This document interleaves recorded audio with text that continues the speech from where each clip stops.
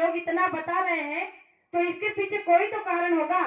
अगर आज इस भाई ने इतना खर्चा करा कर ये सत्संग रखा है तो इसमें क्या फायदा है उसका? उसे कोई 1-2 लाख का चेक मिल जाएगा या उसके घर में कोई दुकान मकान कोई उसे मिल जाएगा? बिल्कुल नहीं। हाँ, उसका फायदा होने वाला है और उसका फायदा ये होने वाला है कि अगर मैं आपको बता दूं तो आप सब उस बात का हेवा करोगे और आप सबको लगेगा कि क्या ऐसा भी हो सकता है।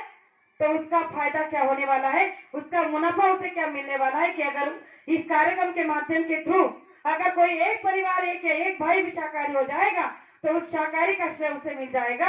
यानी कि गुरु महाराज ने कहा कि अगर आपने किसी भी परिवार को शाकाहारी करने के लिए बोल दिया और आपकी बातों से अगर आपके बात से अगर वो मान गया और उसका पूरा परिवार या फिर वो एक आदमी भी शाकाहारी हो गया तो आपको पता नहीं कि आपके खाते में कितनी पूंजी जमा हो जाएगी।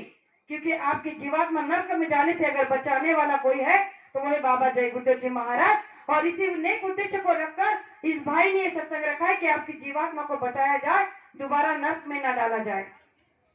लेकिन हम समझते हैं कि ये लोगों का काम बताने का है, हमारे सुनने का है।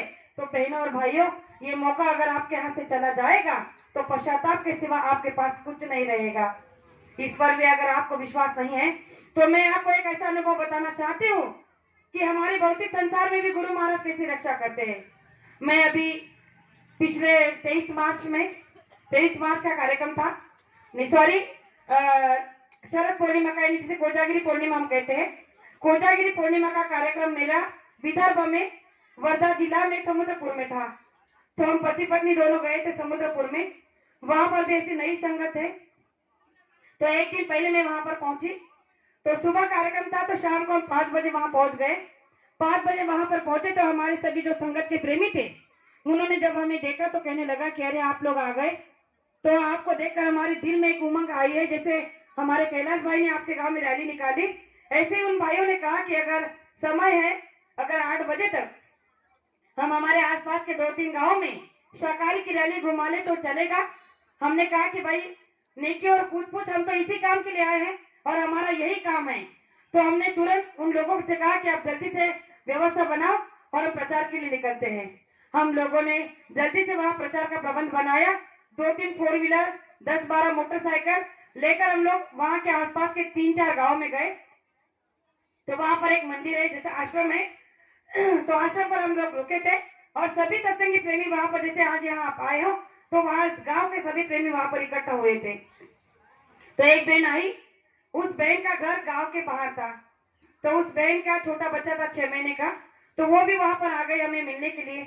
लेकिन उसे पता नहीं था कि ये लोग रैली निकालने वाले हैं।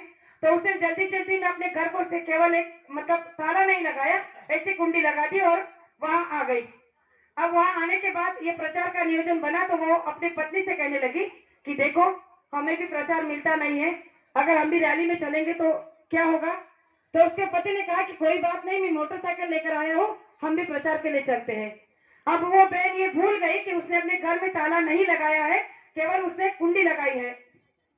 अब वो लोग भी हमारे साथ प्रचार में शामिल हो गए, वो मोटरसाइकिल पर और बाकी सब लोग 4 व्हीलर में, हम सब लोग। अब हमने 3 गांव में प्रचार किया और तीसरे गांव में प्रचार करके ऐसे सत्संग का कार्यक्रम हुआ और वहां पे सत्संग 9 बजे तक चला। अब उसे लगा कि मैं तो 1 घंटे में वापस आ जाऊंगी। अब रात के 9 बज गए। वहां से आने के बाद भंडारा भोजन किया, 11-11:30 बज गए। वो जब घर गई, उसका घर गांव के बाहर था, किराए से वो रहती थी। तो उसने देखा, जैसे वो घर पे गई तो उसने देखा कि उसका घर का दरवाजा खुला है और घर में अलमारी थी, उस अलमारी का दरवाजा तोड़ा है चोरों ने। अलमारी दरवाजा खोला था, अलमारी को तोड़ा था, अलमारी के बीच में जो तिजोरी थी उस तिजोरी का दरवाजा तोड़ दिया था और उस तिजोरी के बीच में उसके गहनों का डब्बा था। उस बहन के गहने थे, बच्चे के उसके कुछ गहने थे और 10,000 रुपए उसमें रखे थे। अब उस गहनों का डब्बा और पैसे उस तिजोरी में रखे थे और उन्हीं के पास में उसकी चाबी रखी थी उस डब्बे की। अब आप बताइए, जिस चोर ने दरवाजा खोला, अलमारी को तोड़ा, तिजोरी को तोड़ा, क्या उसे वो चाबी नहीं दिखेगी? लेकिन उसे वो चाबी दिखी ही नहीं और वो चाबी ना उसे उठाए और ना ही उस बक्से को तोड़ा, ना ही उस पेटी को तोड़ा और पता नहीं कितना समय वो वहां रुका और वहीं से चला गया। तो उससे सारे कपड़े वपड़े सब अलमारी से फेंक दिए थे देखने में, ढूंढने में। अब जैसे वो बहन घर में आई, देखी तो सारा घर में पसारा था। वो डर गई और वो समझ गई, अपनी पत्नी से कहने लगी कि अरे हमारे घर में तो चोरी हो गई। अब जैसे उसने ये कहा तो वो पति पत्नी दौड़ते हुए अंदर कमरे में गए और उन्होंने देखा कि अलमारी को तोड़ा हुआ है, खोला हुआ है।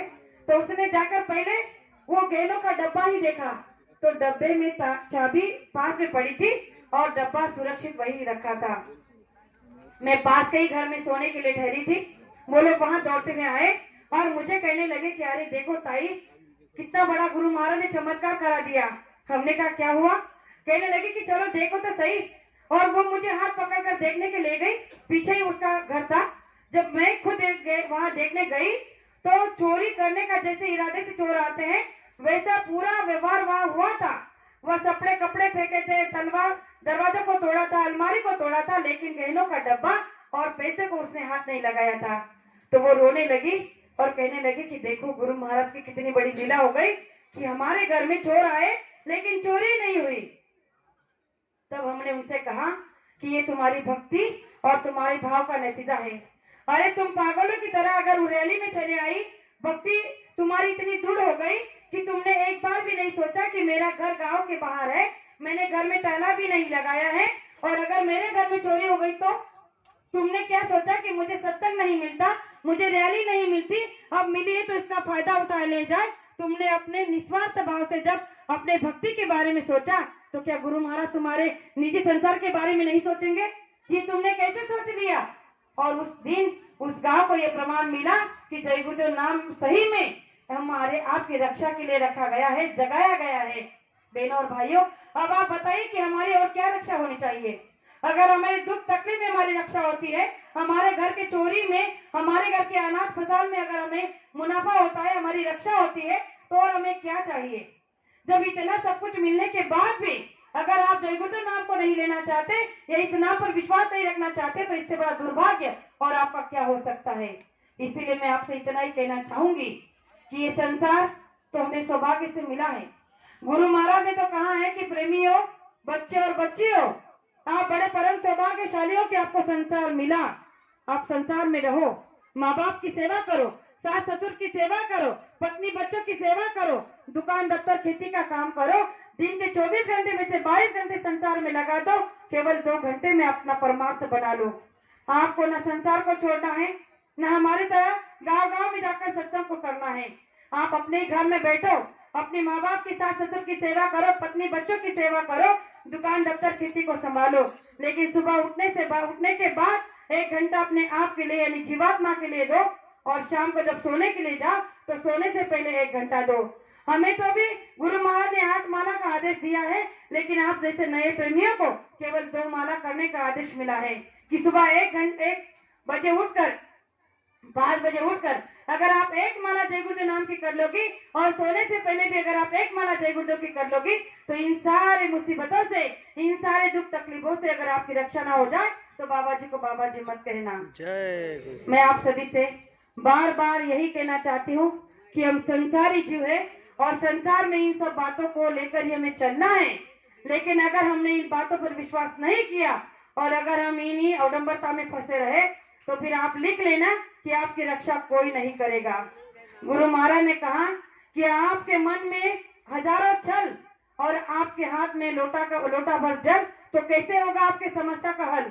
अरे समस्या के हल करने के लिए निर्मल होना बहुत जरूरी है। केवल 1 लोटा जल चढ़ाने से हमारी मनोकामनाएं पूर्ण नहीं होगी।